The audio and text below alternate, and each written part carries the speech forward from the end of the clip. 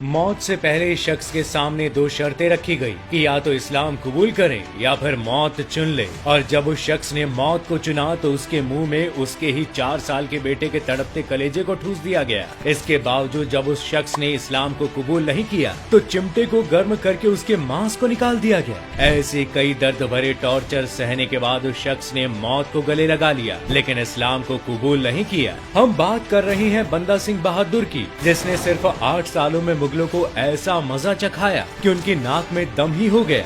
उसने मुगलों के सीने में खालसा साम्राज्य का ऐसा झंडा गाड़ा कि सिर्फ 2 सालों के अंदर उन्होंने पंजाब, मुल्तान, लाहौर के साथ साथ पंजाब के पार के लगभग सभी प्रांतों से मुगलों को कुत्ते की मौत मारकर उस पर कब्जा कर लिया था। लेकिन बंदा बहादुर हमेशा से ऐसे नहीं थे। बचपन में अपने हाथों एक गर्भवती हिरन की हत्या के बाद बंदा सिंह ने संन्यास ले लिया था, लेकिन 1708 में गुरु गोविंद सिंह जी से प्रभावित होकर उन्होंने एक बार फिर से तलवार उठा ली। कहा जाता है कि गुरु गोविंद सिंह जी ने बंदा सिंह बहादुर को 1-2 धारी तलवार, 3 तीर और 5 सिपाही देकर विदा किया था। सन 1708 में जैसे ही बंदा सिंह ने पंजाब में सिखों की सेना की कमान संभाली, उसी समय मुगलों ने गुरु गोविंद सिंह जी की हत्या करवा दी। गुरु की हत्या के बाद सिखों की सेना और ज्यादा भड़क गई, जिसके बाद उन्होंने बंदा सिंह की अगुवाई में समाना पर हमला करके खजाने को लूट लिया। 1709 में ही कुछ टाइम बाद सिखों ने मुगलों के घर यानी कि दिल्ली में न सिर्फ हमला किया बल्कि उसे जीत भी लिया। ये अब तक के सिख इतिहास में पहली बार था जब कोई सिर्फ मुट्ठी भर सेना की मदद से लाखों की मुगल सेना को उन्हीं के घर में घुसकर हराया हो। दिल्ली को फतह करते ही सिखों का हौसला आसमान से भी ऊंचा हो गया था। अब सिख लगातार एक के बाद एक मुगलों के खिलाफ युद्ध जीतते जा रहे थे। इसे जीत के सिलसिले में सिख सेना ने 1710 में सरहिंद पर हमला करके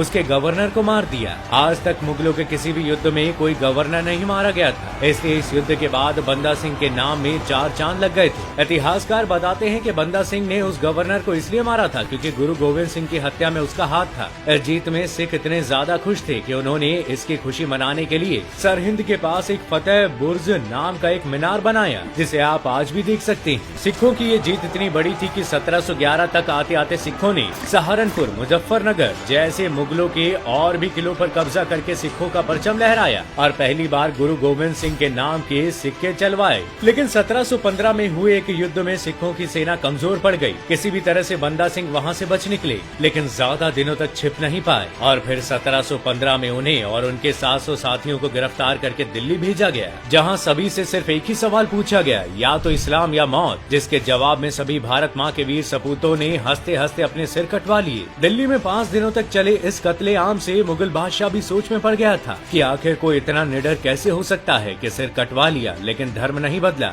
दोस्तों, आपको क्या लगता है कि कुछ मुगल सच में महान थे या ये सब बस हमें भटकाने के लिए लिखवाया गया है? हमें कमेंट करके जरूर बताइएगा।